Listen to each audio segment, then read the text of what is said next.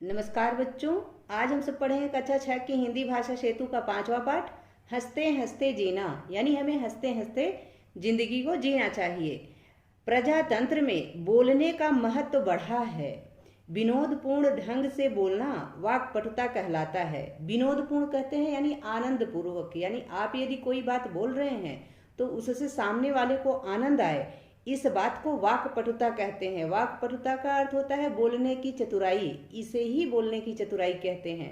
यदि आप इस तरीके से बोल रहे हैं कि उससे लोगों को आनंद आ रहा है तो यही आपके बोलने की चतुराई है, यही वाक्पटुता है। ठीक है। वाक्पटु व्यक्ति अधिकाधिक लोगों का प्रिय पात्र बन सकता है, यानी जो बोलने में चतुर व्यक्ति है वह ज्यादा से ज्यादा, अधिकाधिक यानी अधिक से अधिक, ज्यादा से ज्यादा लोगों का प्रिय पात्र बन सकता है, प्रिय हो सकता है। ठीक है, मित्र बन सकता है। इस तथ्य के सत्यापन के लिए लेखक ने इस लेख में राजनीतिक, प्रशासनिक और सामाजिक जीवन से रोचक प्रसंग प्रस्तुत किए हैं। वाणी कौशल इस युग का प्रमुख शस्त्र है और विनोद इसकी धार है। वाणी कौशल यानी बोलने की चतुराई, बोलने की कला इस युग का शस्त्र है। शस्त्र का अर्थ क्या होता है कि हथियार है। और विनोद, विनोद इसकी धार है, यानी जो हथियार आपके पास है बोलने का, उसकी धार क्या होता है, उसमें आनंद होना। ठीक है, विनोद का अर्थ होता है आनंद, तो उसमें आनंद होना यह आपकी बात का धार है।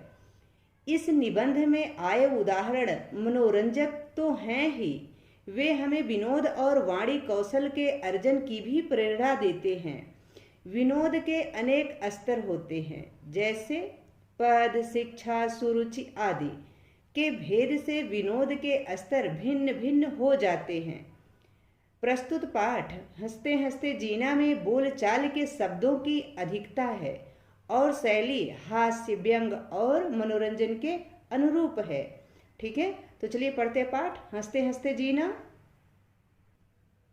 एक साहब फिलासफर होना चाहते थे। फिलासफर का अर्थ होता है दार्शनिक। एक साहब, एक इंसान जो दार्शनिक बनना चाहते थे, लेकिन उनकी कठिनाई उन्हीं के अनुसार यह थी कि उन्हें हंसी आ जाती थी। यानी जब वो किसी से कोई बात कहते थे तो उन्हें हंसी आ जाती थी। ऐसा फिलासफर या विद्वान भगवान हम में से किसी को ना बनाए। यानी जब हम अपनी बात कहें उस समय लोग तो हंसें, परंतु हमें न हंसी आए, तभी हम एक अच्छे फिलासफर बन सकते हैं, एक अच्छे दार्शनिक बन सकते हैं। यदि जो चुटकुला सुना रहा है वो खुद हंसेगा तो सुनाएगा क्या। इसलिए जो बोलने वाला होता है उसको नहीं हंसना चाहिए, जो सुनने वाला होता है उसको हंसना चाहिए। यदि आपकी बात पे सुनने वाले को हंसी आ रही है तो आपके लिए अच्छी बात है। ठीक है। किसी ने पूछा, स्टालिन और गांधी में आखिर अंतर क्या है, यानी स्टालिन और गांधी जी में क्या अंतर है। स्टालिन तानाशाह है, लाखों करोड़ों से डंडे के बल अपनी बात मनवा सकता है, लेकिन गांधी जी कौन कम है, उनकी उनकी बात करोड़ों मानते हैं। और कितने ऐसे माई के लाल हैं जो उन्हें टाल जाएं। यानी कोई ऐसा नहीं है जो गांधी जी की बात न मानता हो, उनकी बात को टाल जाए। हर कोई उनकी बात को मानता है। जबकि जो स्टालिन था वो तानाशाह था, यानी अपनी मनमर्जी करने वाला था। वो लोगों को भय दे करके, डरा धमका के उनसे अपनी बात मनवाता था, परंतु गांधी जी ऐसा नहीं करते थे। यही दोनों में अंतर था। फिर क्या अंतर है गांधी और स्टालिन में? यही कि गांधी जी हंस सकते थे, स्वयं की गलतियों और कमियों पर ठहाका लगाकर मुक्त रूप से हंस सकते थे। स्टालिन से ऐसी आशा नहीं की जा सकती थी, क्योंकि वह गुस्सैल था, तानाशाह था, वो सिर्फ हुक्म चलाना जानता था, हंसना उसको आता ही नहीं था, वो हमेशा क्रोध में ही भरा रहता था। जबकि गांधी जी हंसते रहते थे। ठीक है। जो हंस सकता है वह मित्र बनाने योग्य है, उसका विश्वास किया जा सकता है। जो हंस नहीं सकता वह दुखी तो है ही, खतरनाक भी है, क्योंकि शायद वह दूसरों को भी दुखी देखना चाहता है। तो जिसकी हंसने की प्रवृत्ति होती है, यानी जो लोग हंसते रहते हैं वो बहुत अच्छे होते हैं। लोग उनके साथ मित्रता इसी वजह से करते हैं, क्योंकि वो खुद हंसेंगे तो उनकी वजह से आप भी हंसेंगे। और जो नहीं हंसता है, दुखी रहता है, तो जब वो खुद दुखी है तो आपको कहाँ से खुश करेगा। ठीक है। हंसना एक नियामत है, नियामत यानी एक कला है, और जो इस नियामत से वंचित है वह दया का पात्र है। यानी जो ये कला नहीं है जिसके पास, वह वाकई में दया का पात्र है, उसके ऊपर दया आती है। समाज में बहुत सा खून खराबा और झगड़ा टंटा इसलिए होता है क्योंकि हम में अक्सर हास्य प्रियता और हास्य की क्षमता की कमी होती है, और जहाँ खुलकर हंसने की जरूरत होती है हम भ्रिकुटी तान कर और डंडा लेकर पिल पड़ते हैं। छोटी छोटी बातों को प्रतिष्ठा और सम्मान का प्रश्न बना लेते हैं। यानी जहाँ हमें नहीं लड़ना झगड़ना चाहिए, छोटी छोटी बातों को हंस के टाल जाना चाहिए, वहाँ हम लोग अपनी भ्रिकुटी कहते हैं भौहों को, तो भौहों को तान करके बैठ जाते हैं और आपस में डंडा लेकर के लड़ने के लिए तैयार हो जाते हैं। छोटी छोटी बातों को अपने मान सम्मान की बात बना लेते हैं, प्रश्न बना लेते हैं कि अरे हमको ऐसे कैसे कह दिया किसी ने, तो ऐसा नहीं होना चाहिए। यह मूर्खता नहीं तो और क्या है कि बच्चों के झगड़ों में बड़े बच्चे बन जाते हैं, जबकि बच्चे थोड़ी देर बाद ही फिर हंसी खेल में लगकर झगड़ा भूल जाते हैं। उधर उनके अग्रज और समझदार समझे जाने वाले बड़े लोग, अग्रज कहते हैं बड़े भाई को, आगे के लोग, ठीक है, और समझदार समझे जाने वाले बड़े लोग हैं जो सालों छोटी छोटी बातों को पालते पोसते हैं और चेहरों को थोबड़ों की तरह लटकाए रहते हैं और मामूली मामलों में अंडों को जतन से सेकर झगड़े टंटों के चूजे पैदा करते हैं। यानी बच्चे तो छोटी छोटी बातों को भूल जाते हैं, फिर घंटे आधे घंटे में ही आपस में खेलने लगते हैं, परंतु जो बड़े होते हैं वो उन्हीं झगड़ों को लेकर के सालों तक एक दूसरे से अपने मन में मुटाव रखे बने रहते हैं, लिए रहते हैं मन मुटाव, ठीक है। एक बार एक व्यक्ति जल्दी में किसी से टकरा गया। जल्दी थी इसलिए ज़्यादा बात का समय नहीं था। वह बोला, महाशय, यदि इसमें मेरी गलती थी तो कृपया क्षमा करें, और यदि आप गलती पर थे तो चिंता ना करें, और आगे बढ़ गया। कितना अनुकरणीय उदाहरण है। अनुकरणीय यानी अनुकरण करने योग्य, मानने योग्य। लेकिन खेद है कि हम में से बहुत कम इसको अपनाते हैं। तो ये बात सही है, ये दुख की बात है कि हम में से बहुत कम लोग ही इस बात को अपनाते हैं कि यदि किसी सामने वाले की गलती हो तो उसको छोड़ दें, जाने दीजिए, कोई बात नहीं, और अगर अपनी गलती हो तो तुरंत उसके लिए हम सॉरी बोल लें। तो ऐसा भी नहीं करते हम लोग, जबकि ऐसा करना चाहिए। ये बात अनुकरणीय है, बहुत अच्छी बात है ये। यही नहीं, जो हंस सकता है वह पराजय में भी हास्य की सृष्टि कर लेता है। सृष्टि यानी सृजन, वो पराजय में भी हंसी के लिए जगह ढूंढ लेता है, और इस तरह पराजय भी जीत में बदल जाती है। यानी उसे दुख नहीं होता है, हारने का दुख नहीं होता है। इसके विपरीत यानी इसके उल्टा हर चीज में बारीकी से मान अपमान की बात विचारने वाला व्यक्ति हर समय उद्विग्न और चिड़चिड़ा रहता है। उद्विग्न यानी परेशान, परेशान और चिड़चिड़ा रहता है, और जीतने की तो क्या, किसी भी बात की खुशी उसको नहीं होती। तो जो इंसान ऐसा होता है कि हंसता नहीं है, वो हारने के बाद और चिड़चिड़ा हो जाता है और परेशान हो जाता है। और यदि वो जीत भी जाए, मान लीजिए कि कोई नेता है कम वोटों से जीत रहा है, तो वो इतना खींच जाए तो उसके जीतने की खुशी भी गायब हो जाती है। और परंतु कोई जो हारा है वो उसको बहुत कम वोटों से उससे हारा है, और वो हार को एंजॉय कर रहा है, करे मैंने इतने बड़े नेता को बस इतने छोटी सी चीज़ से नहीं हरा पाया, तो फिर मैं बहुत खुश हूँ कि मैं अगली बार इसको हरा लूँगा। ऐसा अगर कर लेता है तो वो हार में भी जीत गया, और जीतने वाला हार जीत के भी हार गया, यदि वो क्रोधी है तो।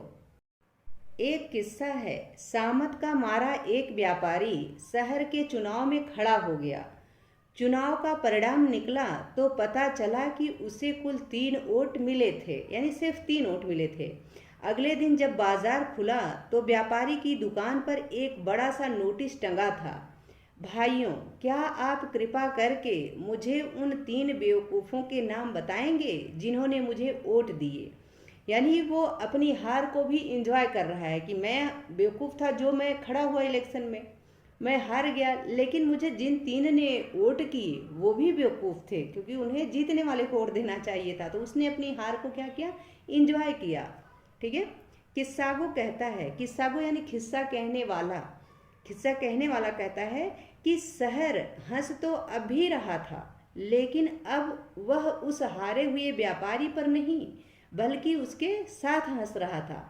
यानी जो लोग उसके हारने पर उसके ऊपर हंसते कि देखो ये भी चुनाव में खड़ा हुआ था, सिर्फ 3 वोट पाया, और लोग हंसते उसके ऊपर, तो वो अभी हंस रहे थे, परंतु उसके ऊपर नहीं हंस रहे थे, अब उसके साथ हंस रहे थे कि वो खुद को भी बेवकूफ़ समझ रहा है और जिसने उसको वोट किया उसको भी बेवकूफ़ समझ रहा है। यानी उसने अपनी हार को स्वीकार किया और उसे हंसी में बदल दिया। ठीक है। लॉर्ड जॉर्ज भाषण दे रहे थे। एक विरोधी बोला, महाशय भूल गए क्या, आपके पूर्वज गधा गाड़ी चलाया करते थे। तब लॉर्ड जॉर्ज बोलते हैं, बिल्कुल नहीं भूला महाशय। लॉर्ड जॉर्ज हंसते हुए बोले, क्योंकि गाड़ी तो अभी मेरे घर पर खड़ी है, गधा गायब था, सो आज यहाँ मिल गया। यानी उन्होंने उसकी बात को हंसी में उड़ा दिया, यह कह दिया कि गाड़ी तो अभी घर पे है पर गधा गायब था जो हमें आज मिल गया आपके रूप में, ऐसा उनका कहने का तात्पर्य था। तो इससे उन्होंने क्या किया, उसके मजाक को हंसी में उड़ा दिया। और वह किस्सा तो आपने सुना ही होगा कि दो प्रसिद्ध व्यक्ति और प्रतिद्वंदी, प्रतिद्वंदी यानी एक दूसरे के जो स्पर्धी होते हैं, जैसे मान लीजिए कॉम्पिटिटर, ठीक है, कीचड़ से भरी सड़क के किनारे की सकरी पगडंडी पर आमने सामने से आ रहे थे। यानी एक रास्ते पर, पगडंडी कहते हैं सकरे रास्ते को, तो सकरे रास्ते पर आमने सामने से आ रहे थे, एक इधर से एक उधर से। एक पास आकर गुर्राया, गुर्राया यानी बहुत तेजी से बोला, गुस्साया, मैं दुर्जनों के लिए कभी मार्ग नहीं छोड़ता। ऐसा बोला कि मैं दुर्जनों के लिए, बुरे लोगों के लिए मैं रास्ता नहीं छोड़ता, मार्ग नहीं छोड़ता। दूसरा बोला, लेकिन मैं छोड़ देता हूँ। दूसरे ने कहा और मार्ग दे दिया। इसका अर्थ क्या हुआ कि उसने भी उसको दुर्जन ही बोला, परंतु उसकी वाणी जो थी वो बड़ी हंसी वाली थी, मजाक वाली थी कि उसने कहा मैं नहीं छोड़ता, लेकिन इसने कहा लेकिन मैं छोड़ देता हूँ, और उसके लिए उसने मार्ग दे दिए, रास्ता छोड़ दिया। कहिए कौन जीता, तो इसमें कौन जीता, तो इसी ने, यही जीता, दूसरा व्यक्ति जीता जिसने उसके लिए रास्ता छोड़ दिया। हंस सकने वाला सदा जीतता है, सदा यानी हमेशा जीतता है, चाहे वह लड़ाई जिंदगी की कठिनाइयों के खिलाफ हो, चाहे प्रतिद्वंदियों के खिलाफ हो। ठीक है, चाहे जो आपसे स्पर्धा कर रहा है, आपका कंपटीटर है, उसके साथ आपकी लड़ाई हो, या फिर जिंदगी की कठिनाइयों के साथ है, यदि आप हंसते हंसते उसका सामना करते हैं तो आप जीत सकते हैं। सुकरात की पत्नी बड़ी झगड़ालू थी। एक दिन बकते झकते सुकरात की बीवी जब थक गई तो निर्विकार बैठे सुनते पति के ऊपर एक बाल्टी पानी लाकर उलट दिया। सुकरात बोले, ठीक है भाई, पहले बादल गरजे फिर पानी बरसा। तो इस प्रकार से पहले तो पति चुपचाप सुन रहे थे, निर्विकार यानी बिना कुछ कहे हुए ऐसे ही सन्न मार के पति बैठे थे। लेकिन जब उसने पानी पलट दिया उनके ऊपर तो उन्होंने कहा कि ठीक है, पहले बादल गरज रहे थे, जो तुम बोल रही थी वो बादलों का गरजना हो गया और अभी बरस गए, कोई बात नहीं। संत तुकाराम एक बार घूम कर लौटे तो हाथ में सिर्फ एक गन्ना था, सिर्फ एक गन्ना। क्रोध में उनकी बीवी ने गन्ना तड़ाक से पीठ पर दे मारा, यानी उसी गन्ने से उनको मार दिया। गन्ना दो टुकड़े हो गया तो तुकाराम बोले, ठीक किया भाग्यवान, वैसे भी तेरे मेरे खाने के लिए मुझे इसके दो टुकड़े करने ही पड़ते। यानी वो उसके मारने का भी बुरा नहीं मानते हैं तुकाराम जी। वो कहते हैं कि ठीक किया तुमने, इससे मुझे मार दिया और इस गन्ने के दो टुकड़े हो गए, तो वैसे भी मुझे इसको दो टुकड़े करने थे, आधा मैं लेता आधा तुमको देता, तो तुमने मार दिया तो मारने से टूट गया, कोई बात नहीं, जाने दो। तो जो लोग ऐसे होते हैं ना, लोगों को छोड़ देने वाले कि छोड़ो इसकी गलती, ये इसका व्यवहार जो भी है, मुझे इसके जैसा नहीं बनना, वो बहुत अच्छे होते हैं। आचार्य क्षितिमोहन सेन एक बार देर रात घर लौटे तो पत्नी को क्रोध में भरा पाया। यानी एक बार क्षितिमोहन जी जब देर रात अपने घर लौट के आए तो देखा कि पत्नी बहुत क्रोध में है। जब पत्नी ने खाना लाकर रखा तो आचार्य ने थाली उनके सिर पर रख दी। पत्नी भन्नाई यानी गुस्साई, चिल्लाई, यह क्या करते हो? कुछ नहीं, खाना ठंडा है और तुम्हारा माथा गरम, खाना गरम कर रहा था, आचार्य ने उत्तर दिया। तो आचार्य ने ऐसे बात को हंसी में बना दिया, उड़ा दिया उसकी, कि कुछ नहीं, तुम्हारा माथा गरम था तो मैंने सोचा खाने को गरम कर लेता हूँ, वही गरम कर रहा हूँ। एक सज्जन किसी मसले पर पंडित नेहरू से उलझ रहे थे। अपनी बात मनवाने के लिए अंत में खींचकर बोले, पंडित जी आप भूल रहे हैं कि हर मसले के दो पहलू होते हैं। तो आप शायद इसीलिए गलत पहलू पर अड़े हुए हैं, नेहरू जी ने कहा। और बात हंसी में समाप्त हो गई। मालवीय जी को एक नवाब से दान में जूता मिला। वे उसे काशी में नीलाम करने को उद्यत हो गए, यानी तैयार हो गए। तो जो मालवीय जी काशी हिंदू विश्वविद्यालय की स्थापना कर रहे थे, तो वो भिक्षा मांग के उसकी स्थापना कर रहे थे, यानी लोगों से चंदा लेकर के कर रहे थे। तो एक उस समय जो राजा थे, उन्होंने उनको जूते दिए थे कि भाई मांग रहे हो तो हम तो कुछ भी दे सकते हैं, तो उन्होंने अपने जूते दिए थे। तो वही मालवीय जी उस जूते को नीलाम करने के लिए भी खड़े हो गए कि भाई मैं इसको नीलाम करता हूँ, ये इन राजा का, इन नरेश का जूता है, तो मैं इसको नीलाम करूँगा। तब नवाब साहब ने कई हजार देकर अपना जूता वापस लिया। तो इससे बात बन गई ना मालवीय जी की। उन्होंने उनके जूते देने की बात को बुरा नहीं माना, बल्कि उससे अपना फायदा उठाया। ठीक है, यह है जीवन को हंसी खुशी से जीने का ढंग। कठिन परिस्थितियों, क्रोध में भरे और दुर्जन लोगों से भी हंसते मुस्कुराते निपटने की कला। तो इसे ही कहते हैं जीने का तरीका, कि चाहे परिस्थितियाँ कितनी भी कठिन हो, चाहे आपके पास कैसे भी लोग हों, परंतु आप उसमें हंसते मुस्कुराते उस चीज़ को निपटाते हुए आगे बढ़ जाएं। विचार करके देखें तो लगेगा कि अधिकतर पुरुष जिनसे संसार का कल्याण हुआ है, यानी कल्याण हुआ है यानी भला हुआ, जिनसे संसार का भला हुआ है, शुद्ध निर्विकार भाव से हंस सकने की क्षमता रखते थे। निर्विकार भाव से यानी मन में कुछ भी बिना ईर्ष्या द्वेष रखे हुए हंसने की कला थी उनके अंदर, हंसने की क्षमता थी। गांधी जी का जिक्र ऊपर आया है। लिंकन की हास्य प्रियता भी मशहूर है। एक बार वे अपने जूतों पर पॉलिश कर रहे थे, लिंकन एक बार अपने जूतों पर पॉलिश कर रहे थे। किसी ने आश्चर्य प्रकट किया, मिस्टर राष्ट्रपति, क्या आप अपने जूते साफ करते हैं? तो उन्होंने मुस्कुरा करके कहा, जी हाँ। मुस्कुराकर लिंकन बोले, और आप किन के जूते साफ करते हैं? तो उन्होंने कहा कि मैं तो अपने जूते साफ करता हूँ, और आप किन के करते हैं जरा बताइए। तो हंस के ऐसा कह दिया तो सामने वाले को बुरा भी नहीं लगा और ये अपनी बात भी कह गए। प्रेमचंद एक कहानीकार, एक लेखक, एक उपन्यासकार हैं मुंशी प्रेमचंद जी।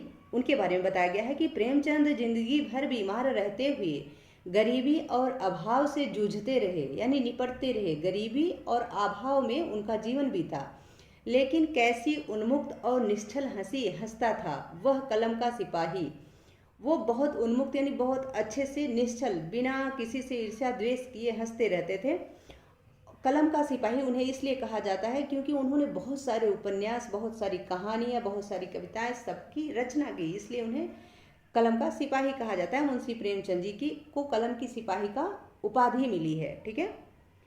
जनार्दन राय नागर लिखते हैं कि किस प्रकार दिल्ली में एक कवि सम्मेलन से देर रात गए लौटते समय प्रेमचंद कवियों की भंगिमाओं और मुद्राओं को याद कर करके सड़क पर हंसी के मारे दुहरे हुए जा रहे थे। यानी जो सम्मेलन था उसमें बाकी जो कवि आए थे उनके क्या हाव भाव थे, उसी को सोच करके बार बार वो सड़क पर हंस रहे थे, यानी हंस के लोटपोट होते जा रहे थे। दुहरे हुए जा रहे थे का मतलब है कि लोटपोट हो जा रहे थे, यानी बहुत हंस रहे थे उन सब चीज़ों को याद करके। एक एक तुक्काड़ से नाज नखरे ले लेकर यह दुखी दुखी प्रेमचंद हंस रहा था जैसे सारा जीवन एक मस्त हास्य हो। आनंद की एक तरंग। हंस तो हम भी रहे थे, पर हमारे मन मानो सीकचों में बंद मुंह झलका रहे हों, यानी हम बहुत संकोच मात्र से हंस रहे थे, थोड़ा मोड़ा हंस रहे थे, परंतु प्रेमचंद जी खुल के हंस रहे थे, निश्चल भाव से हंस रहे थे। और इस साहित्य के होरी को तो देखो, जैसे प्रतिपल एक नई हंसी हो। यानी मुंशी प्रेमचंद जी को यही बताया गया, जो इनका नाटक है गबन, उसमें होरी है एक पात्र, तो उसे ही प्रेमचंद जी के रूप में यहाँ कहते हैं जनार्दन राय जी कि इनको तो देखो। प्रेमचंद जी उसी बात पे हंसते चले जा रहे हैं, लोटपोट होते जा रहे हैं हंस हंस के, और हंस हम भी रहते, पर हमें उस तरीके की हंसी नहीं आ रही थी। गांधी जी ने अहिंसा का मार्ग अपनाया, यानी हिंसा न करने का रास्ता अपनाया।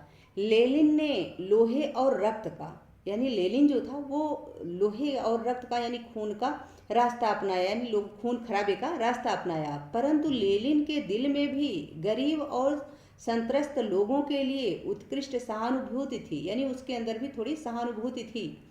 और उन्होंने करोड़ों लोगों को सामंतवाद से मुक्ति दिलाई, सामंतवाद यानी नौकरशाही से मुक्ति दिलाई। और इन्हीं लेनिन के बारे में एक गोर्की लिखता है कि मैंने लेनिन जैसी संक्रामक हंसी किसी और की नहीं देखी। संक्रामक यानी भयानक, ऐसी भयानक हंसी मैंने किसी की नहीं देखी जैसा लेनिन हंसता था। अजीब बात है, अजीब बात थी कि इतना कठोर, यथार्थवादी और शोषण से इतनी उत्कृष्ट घृणा करने वाला व्यक्ति बच्चों की तरह हंसता था। यानी लेनिन भी बच्चों की तरह हंसता था कि गला रूंधने लगता था, इतना हंसता था कि उसका गला भर आता था हंसते हंसते, आंखों में आंसू आ जाते थे। और इसके बाद गोर्की लिखते हैं, और बहुत ठीक लिखते हैं, कि इस प्रकार हंस सकने के लिए बहुत स्वस्थ और शक्तिशाली मानस की ज़रूरत है। यानी इस प्रकार से खिलखिला के हंस लेने वाली क्षमता भी लोगों के अंदर होनी चाहिए, सबके अंदर नहीं होती है। ठीक है। इसके विपरीत हिटलर था, जो अंदर ही अंदर सुलगता रहा और जिसने संसार में भी आग लगा दी। हिटलर, तानाशाही हिटलर की सुने हैं ना, कोई भी उदाहरण देना होता है तो लोग कहते हैं हिटलर हो गए हो, यानी वो बहुत दुष्ट व्यक्ति था। नेपोलियन भी घुनने स्वभाव का और अंतर्मुखी प्रवृत्ति का था। अंतर्मुखी यानी अपने अंदर ही अंदर घुटने वाला, मतलब अपने मन की बात किसी को न बताने वाला। उसने भी अपनी महत्वाकांक्षा की पूर्ति के लिए, यानी अपनी इच्छा की पूर्ति के लिए, यूरोप के लोगों की जान सांसत में कर दी। सांसत में यानी परेशानी में कर दी। यह तो कोई कह ही नहीं सकता कि हिटलर और नेपोलियन अद्भुत शक्तियों के स्वामी नहीं थे, यानी अद्भुत व्यक्तित्व तो इनके अंदर भी था, लेकिन बुराइयों का। ठीक है। एक विशेष अर्थ में वे निश्चय ही महान थे, लेकिन उन्होंने अपनी सामर्थ्य यानी अपनी शक्ति, अपनी क्षमता का उपयोग मनुष्य की भलाई के लिए नहीं किया। शायद इसका कारण यह भी था कि वे जिंदा दिल कम थे। वे लोग अच्छे इंसान नहीं थे, यानी शक्तिशाली तो थे, लेकिन उन्होंने अपनी शक्ति का सदुपयोग नहीं किया, लोगों की भलाई के लिए कार्य नहीं किया, बल्कि लोगों को परेशान करने के लिए काम किया, लोगों को प्रताड़ित करने के लिए काम किया। इसलिए वे जिंदा दिल नहीं थे, यानी अच्छे दिल वाले नहीं थे। ठीक है। इसीलिए विजय शर्मा जी के अनुसार, इसीलिए जिंदगी जिंदा दिली का नाम है, यानी दिल खोल के जिंदगी को जीना चाहिए। हंसिए और खूब हंसिए। शर्त सिर्फ 3 है, यानी हंसिए और दिल खोल के हंसिए। सिर्फ 3 शर्त है। हंसी मुखौटा ना हो, यानी हंसी जो है दिखावटी ना हो।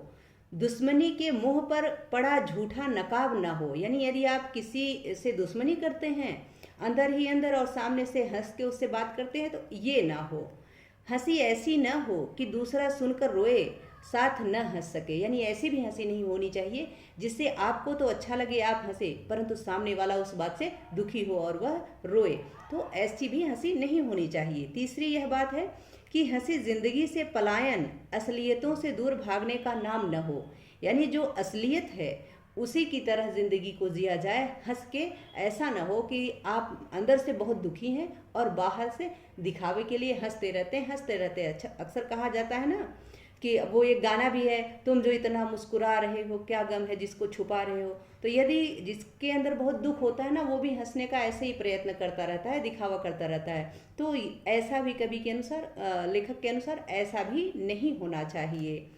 जिंदगी संग्राम तो है ही, संग्राम यानी एक युद्ध खुद से। जिंदगी तो ऐसे ही इंसान कहते हैं ना कि जिंदगी संघर्ष का नाम ही जिंदगी है, तो जिंदगी एक संघर्ष तो है ही, एक संग्राम तो है ही, लेकिन उसे हम धर्म युद्ध बनाएं, यानी एक अच्छा युद्ध बनाएं, एक सन्मार्ग पर चलने वाला युद्ध बनाएं, प्रेम पूर्वक लड़ने वाला युद्ध बनाएं, गाली गलौज वाला सस्ता फसाद नहीं। और इस धर्म युद्ध को हम हंसते हंसते लड़ें, यानी प्रेम से रहें, मुंह लटका कर नहीं, यानी नाराज होकर नहीं, मनहूसियत से नहीं, नाराज होकर नहीं, किसी से मुंह लटका करके नाराज होके ऐसे हम जिंदगी को ना जिए, हंसते हंसते जिए। जीवन तो संघर्ष का नाम है ही, कठिनाइयाँ आती रहती हैं, जाती रहती हैं, सुख आते हैं जाते हैं, दुख आते हैं जाते हैं, हमें इसका हंस के सामना करना चाहिए। आशा है कि यह पाठ आप सबको समझ में आ गया होगा। अब हम इसका अभ्यास कार्य कर लेते हैं।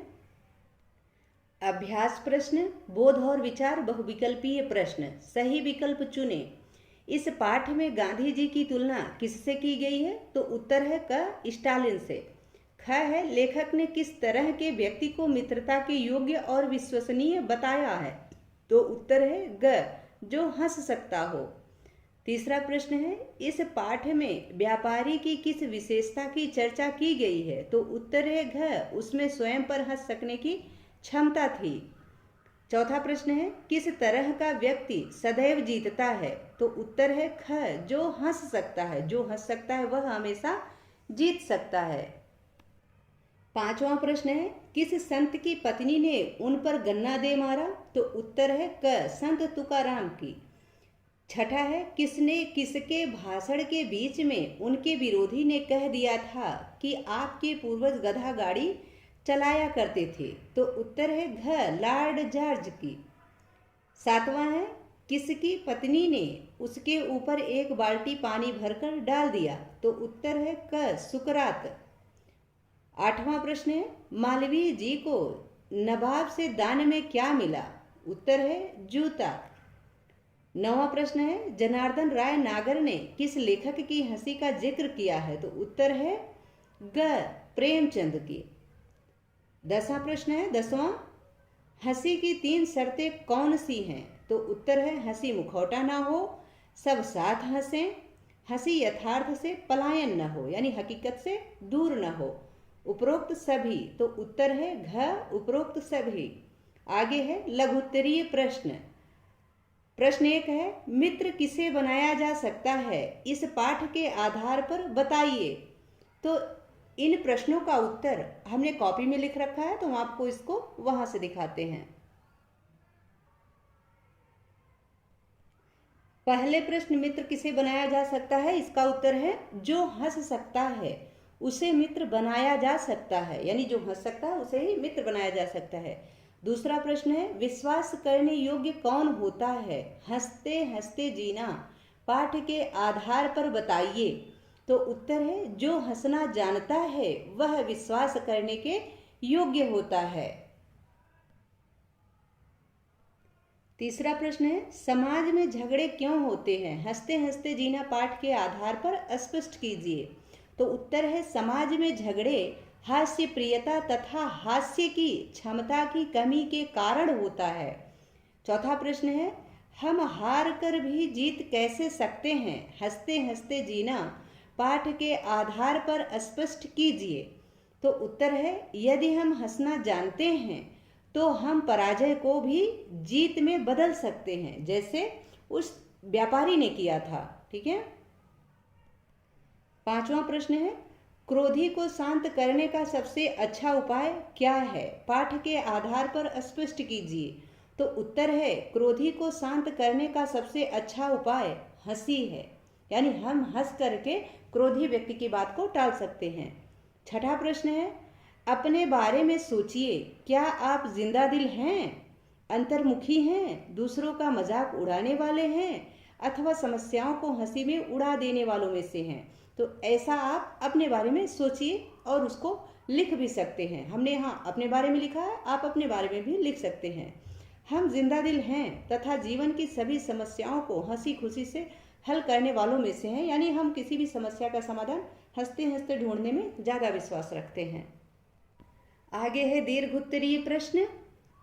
प्रश्न 1 है, स्टालिन और गांधी जी में क्या अंतर था? तो उत्तर है गांधी जी अपनी गलतियों पर ठहाका लगाकर हंस सकते थे, किंतु कठोर स्वभाव का होने के कारण स्टालिन से ऐसी उम्मीद नहीं की जा सकती, यानी स्टालिन से हम तो ऐसी उम्मीद भी नहीं कर सकते थे कि वो भी हंस सकता है।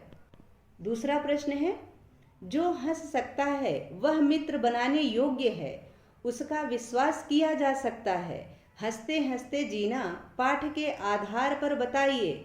उत्तर है ऐसा इसलिए क्योंकि सदा खुश रहने वाला व्यक्ति आपको भी खुश रखेगा तथा दुखी रहने वाला व्यक्ति दूसरों के लिए भी खतरनाक होता है, यानी वह खुद दुखी है तो आपको कहाँ से खुश करेगा। वह दुखी है तो आप भी उसके साथ रहेंगे तो आप भी दुखी ही होंगे।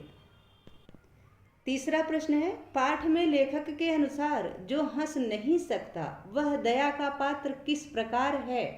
तो इसका उत्तर है, क्योंकि हंसना एक नियामत है यानी एक कला है, और जो इस नियामत से वंचित है वह दया का पात्र है।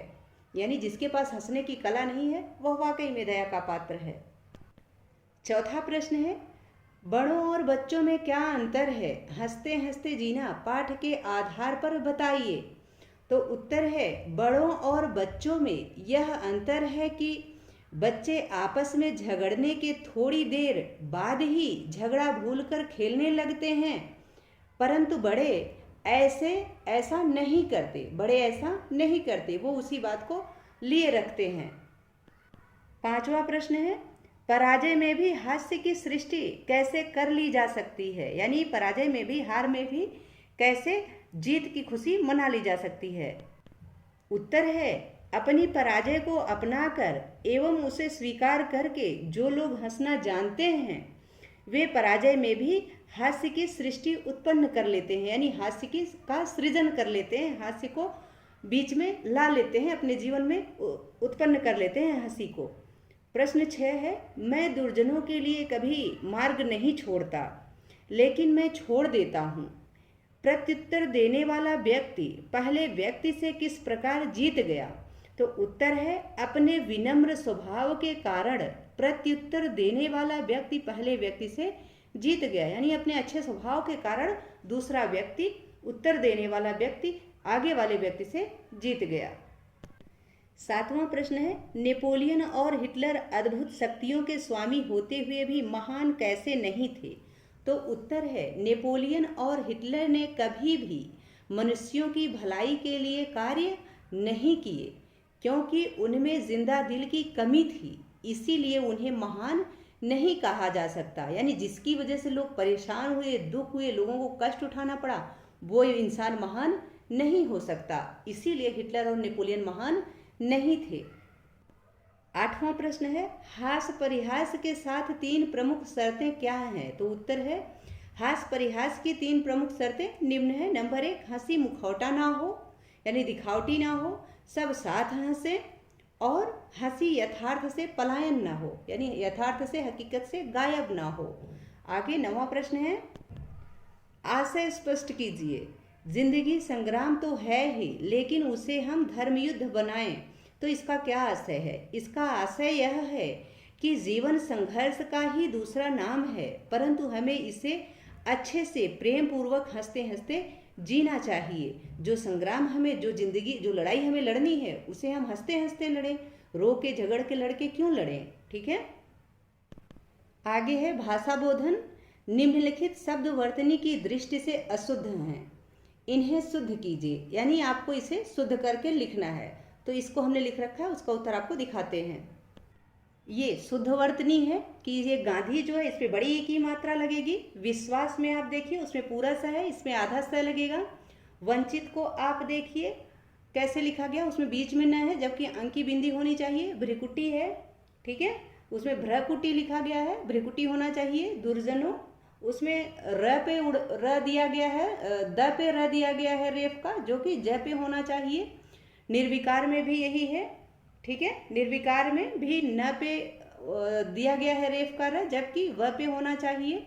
रूंधना में छोटे ऊ की मात्रा लगी है, जबकि बड़े ऊ की मात्रा होनी चाहिए। और प्रवृत्ति में आप देखिए तो वहाँ व में र दिया गया है, जबकि री होना चाहिए, ठीक है। दूसरा प्रश्न है, निम्नलिखित शब्द युग्मों के अर्थ लिखिए और उनसे वाक्य बनाइए। तो यहाँ निश्चल, निश्चल, मस्त, त्रस्त, मुद्रा, मुर्दा, सम्मान और समान, ये शब्द दिए गए हैं। इनका अर्थ लिखना है और इनसे वाक्य बनाना है, ठीक है। तो इसका उत्तर भी हम आपको दिखाते हैं। शब्दों के अर्थ एवं वाक्य, उत्तर 2 है। ये भाषा बोधन का दूसरे प्रश्न का उत्तर है। जैसे निश्चल है, निश्चल का अर्थ होता है छल रहित, यानी ईमानदार, जिसमें छल कपट ना हो। तो राम बहुत निश्चल व्यक्ति है। फिर है निश्चल, निश्चल का अर्थ होता है बिना हिले डुले, यानी अचल, अटल, अचल, जो चलता ना हो। तो ध्रुव तारा निश्चल है, यानी ध्रुव तारा अचल है। मस्त, मस्त का अर्थ होता है खुश मिजाज यानी अच्छा। तो सोनी बहुत मस्त स्वभाव की लड़की है, ये मैंने वाक्य बनाया है। त्रस्त, त्रस्त का अर्थ होता है परेशान, तो हम गर्मी से त्रस्त हैं यानी हम गर्मी से बहुत परेशान हैं। आगे है मुद्रा, मुद्रा का अर्थ होता है करेंसी, जैसे भारत का रुपया है तो भारत की मुद्रा रुपया है यानी भारत की करेंसी क्या है, रुपया। मुर्दा, मुर्दा क्या होता है, मृतक शरीर यानी लाश। शव, कुछ तो बोलो मुर्दा बनकर बैठे हो, ऐसा प्रश्नवाचक वाक्य बनाया गया है। ठीक है, आगे है सम्मान, सम्मान का अर्थ होता है इज्जत, मान। ठीक है, आदर, तो हमें सबका सम्मान करना चाहिए यानी हमें सबका आदर करना चाहिए, मान करना चाहिए। फिर है समान, समान का अर्थ होता है एक जैसा, इक्वल, तो राम और श्याम दोनों एक समान हैं यानी दोनों इक्वल हैं। ठीक है, तीसरा प्रश्न है उदाहरण पढ़िए, समझिए और कीजिए, यानी जो उदाहरण दिया गया है उसको पढ़ के समझिए, उसी प्रकार आप भी कीजिए। उदाहरण है यह मूर्खता नहीं तो और क्या है, अर्थात यह मूर्खता है। क है यदि इसमें मेरी गलती थी तो क्षमा करें, अर्थात यह मेरी गलती है, कोई बात नहीं, सॉरी। यदि आप गलती पर थे तो चिंता न करें, अर्थात आप गलती पर थे, कोई बात नहीं। चौथा प्रश्न है समास से बने पदों, पुनरुक्त और युग्म शब्दों के मध्य योजक चिन्ह यानी जो डैश का चिन्ह लगता है इसे योजक चिन्ह कहते हैं, के चिन्ह का उपयोग किया जाता है।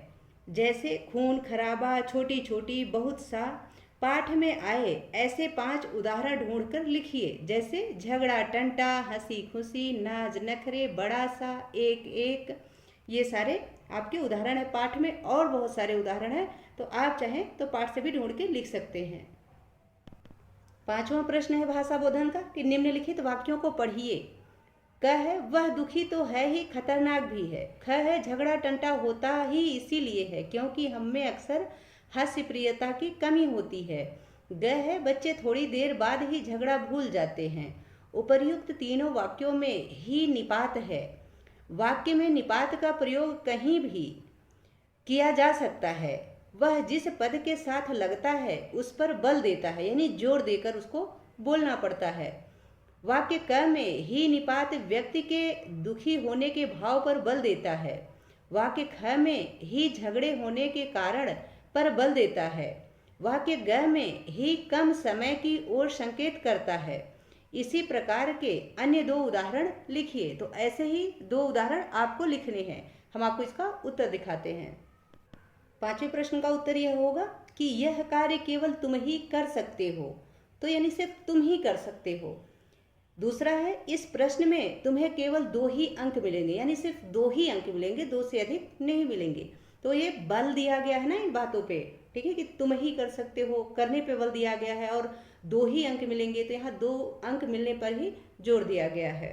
आगे है 6ठा प्रश्न, निम्नलिखित वाक्यों में उपयुक्त स्थान पर विराम चिन्ह लगाइए। तो इसमें जो आपको वाक्य दिया गया है इसमें सही जगह पे विराम चिन्ह लगाना है, जो कि हमने लगा रखा है। जैसे क है पत्नी भन्नाई, तो यहाँ भी आपको विराम चिन्ह इसके इधर लगाना है कि यह क्या करते हो, यहाँ आपको विराम चिन्ह लगाना है, जो कि इन्वर्टेड कामा होगा। नीचे भी, ऊपर भी, इधर, इधर सिर्फ ऊपर, ठीक है। कुछ नहीं, खाना ठंडा है और तुम्हारा माथा गर्म, तो यहाँ भी विराम चिन्ह लगाना है, ठीक है, ये लगाया हुआ है हमने। खाना गर्म कर रहा था, यहाँ भी विराम चिन्ह लगा हुआ है, ठीक है। आचार्य ने उत्तर दिया, तो यहाँ पूर्ण विराम चिन्ह लगा हुआ है, ठीक है, ये अल्प विराम चिन्ह है। आगे ख है यह है जीवन को हंसी खुशी से जीने का ढंग, तो यहाँ अल्प विराम लगा हुआ है, कॉमा लगा हुआ है। कठिन परिस्थितियों, क्रोध में भरे और दुर्जन लोगों से भी हंसते मुस्कुराते निपटने की कला है, ठीक है, तो यहाँ पूर्ण विराम लगा हुआ है। 7वां प्रश्न है इस पाठ में उन वाक्यांशों का चयन कीजिए जिनका प्रयोग हम बोलचाल की भाषा में करते हैं, जैसे, यानी उदाहरण जैसे दिया गया उस प्रकार के वाक्यों का चयन करना है पाठ से। हम डंडा लेकर पिल पड़ते हैं। दूसरा है ख कि चेहरों को थोबड़ों की तरह लटकाए रहते हैं। आगे पाठ में है कि छोटी छोटी बातों को मान सम्मान का प्रश्न बना लेते हैं। दूसरा उदाहरण है मामूली मामलों के अंडों को जतन से सेकर झगड़े टंटों के चूजे पैदा करते हैं। तो ये उसके उदाहरण है। आगे ज्ञान विस्तार है जो विद्यार्थी को स्वयं करना है, तो आप इसको स्वयं कीजिए। आशा है कि यह पाठ आप सबको अच्छे से समझ में आ गया होगा, इसकी एक्सरसाइजेज भी अच्छे से समझ में आ गई होंगी। यदि पाठ से संबंधित या वीडियो से संबंधित कोई सुझाव हो तो प्लीज़ कमेंट बॉक्स में अवश्य लिखें। वीडियो पसंद आए तो इसको लाइक कीजिए, शेयर कीजिए और चैनल पर नए हैं